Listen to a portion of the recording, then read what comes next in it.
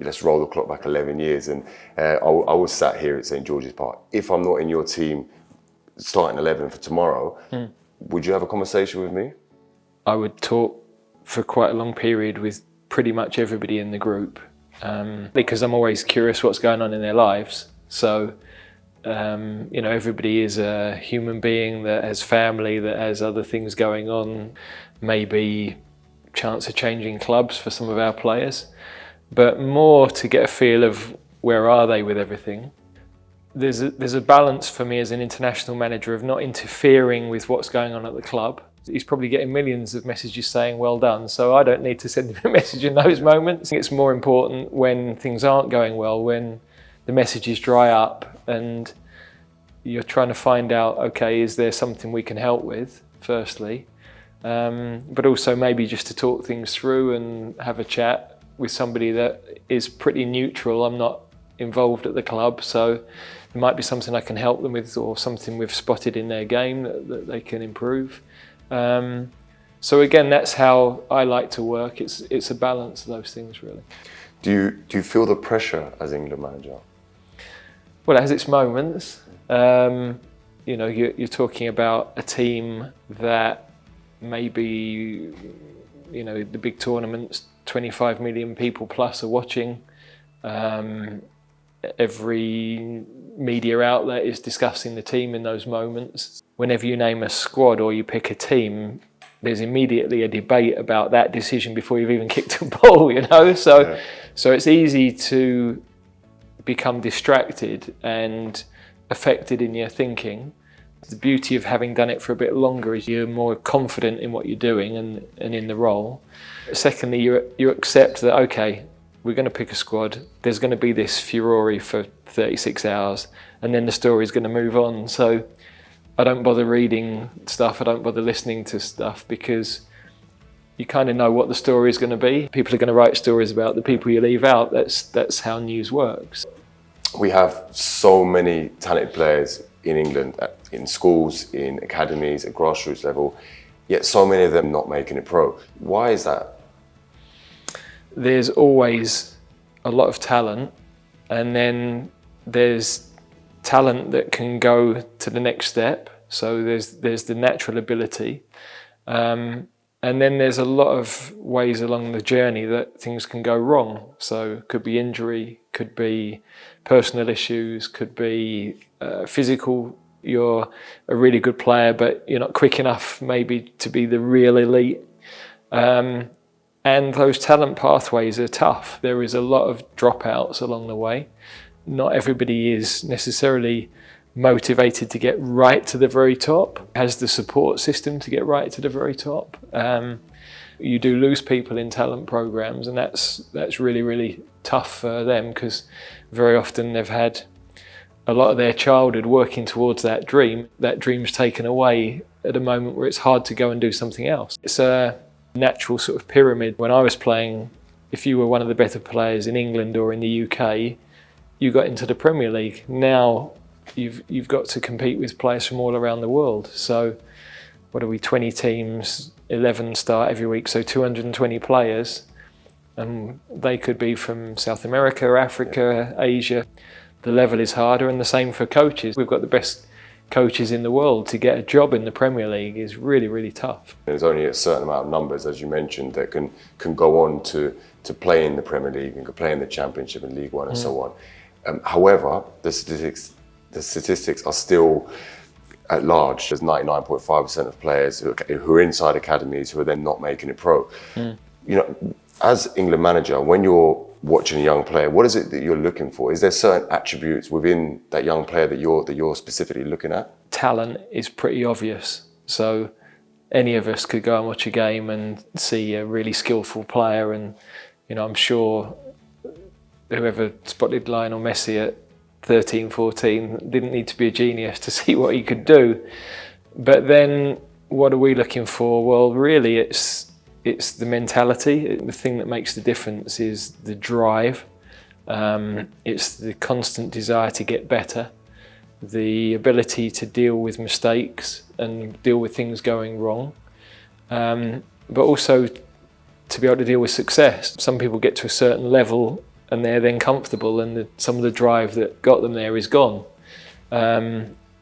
We also need players who can handle playing in front of 80,000 people and the expectation and the weight that brings. The thing we have analysed more than anything else when we've been picking England squads has been the psychological. Can these guys perform under that pressure to the best possible level? And if not, can we help them to do that? Or can their experiences as they get older help them to do that? Because in the end, that makes the difference between the very, very good and the elite, I would say. I was someone who felt the pressure. I really felt the pressure. And when I made a mistake, you touched on it there, when players make a mistake, to being able to come back from that. I would make a mistake in the 10th minute, and in the 90th minute, I'm still thinking about it, playing it over and over and over in my head. And I would have had a really bad game. As I've got older, slightly more experienced, slightly more wiser, I make the mistake and I find ways to put that out of my head for the game, at least, and focus on that and be able to perform better throughout the match. I still get home, I overthink it, I watch it back. When I was in the Premier League, you'd have Gary Neville drawing a ring around you and pointing your finger at you. It's hard, right? How have you dealt with, or how do you deal with mistakes? How do you deal with that? Do you have long sleepless nights thinking, if I just put that player there or that person there? Or are you someone who's able to go, right, that game's done, on to the next one? As I got older, I could park the mistakes. I definitely overplayed them in my head after a game. So I, especially, I don't know, evening games where you can't sleep, can you? And you're just playing the same thing. Well, I mean, why would we do that? Logically, why do we keep playing a mistake in our head? It's a ridiculous thing to do, but it's where our brain takes us. Yeah.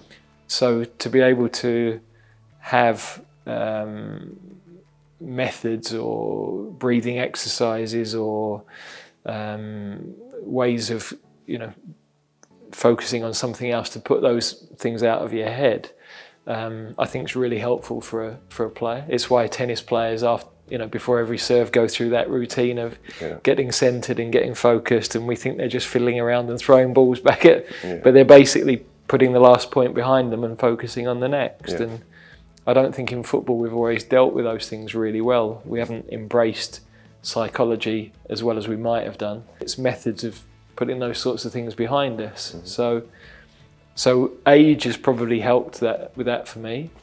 I've also accepted that I've messed a lot of things up in my life, so I'm less worried about it. I'll wake up in the morning, the day will go again, we'll find a way through. I know that when I make decisions, I've made them to the best of my ability at that time with the information I had. And sometimes the decisions can work and sometimes they won't. It doesn't necessarily mean that just because we lost the game, we definitely picked the wrong team. And it doesn't mean just because we won the game that we definitely picked the right team. So I think as I get older, I analyse those things a bit more deeply, but I beat myself up less because I accept I'm going to get things wrong.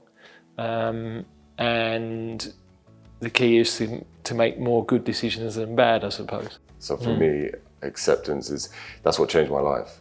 For so many years, I just would not accept that I had issues. I wouldn't accept that I was depressed. I wouldn't accept that I was struggling with addiction. I felt that I could change it all myself, and my career was slipping away, and I'm trying to grab onto it, hold it, pull it back. I wasn't able to accept that the opportunity had passed. But you know what? When I eventually did at the age of 26, I then found a new pathway via Turkey and had a successful sort of period of time over there. What sticks out in my head is some really good moments, and then this period of looking at you going, what's going on there? Why the steps that were made? Why the performances at certain times where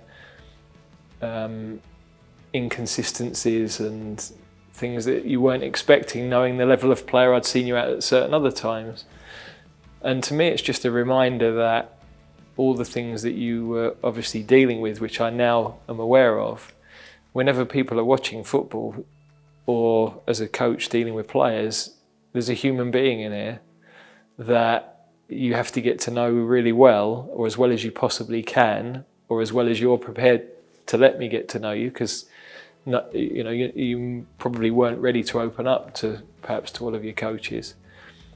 But if the human being is suffering, then the player is going to struggle and is not going to be the best version they could be. So many of the young players that I speak with and work with today, mentor, their biggest struggle is accepting they've had a bad game. Well, what do I do now? What do I do now? They've been released by Fulham. What do I do next? What do I do next? And that's partly what I wanted to ask you today. What would your suggestion be for those 18-year-olds who have been released? What is the next step for those? I mean, at the moment in time, they believe that they can drop down a level and they can play for Cheltenham, they can then play for Crawley. Yeah. But what happens if they don't? How important is it, in your opinion, that they have education? Yeah. It's a great question. When you're young, you're going to worry about those things. Yeah. So firstly, that's perfectly normal. And to be nervous, to be anxious about the future, to be worried about your career, your life is completely normal. So people shouldn't be worried about worrying. I think as you get older, you realise that there's always a way through. And I think that what I think we should do better in football, nobody when they're a young player wants to hear, you might be released, you might not make it. I think what would be better would be to say, if you're going to have a career in professional sport, actually you're going to have a second career as well.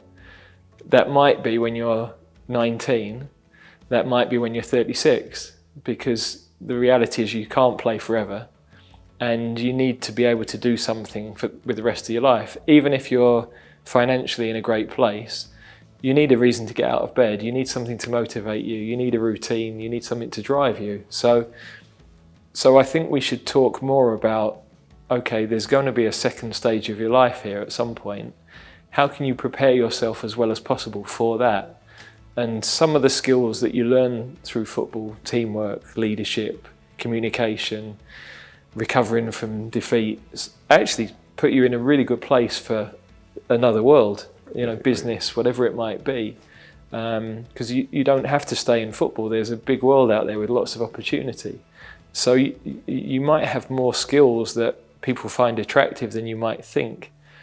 And I only know that I'm still in football, but the second part of my life has been just as, if not more, fulfilling than the first. And I didn't think that would be possible when I was playing, because I thought, how is anything going to replicate playing for England and the privileges I had doing that? But it has been, and part of that joy is helping other players or other people go and achieve what they want to achieve. So it's sort of why I got into coaching. Yeah, I wanted to win football matches, but I wanted to help people be the best version of themselves. That was fundamentally why I started. So there is another life. It doesn't always appear really clear. It's totally reasonable at 18, 19 to not know what you want to do, because why would you? Unless you've had real focus on being a player or being a vet or being something that you knew at a really young age.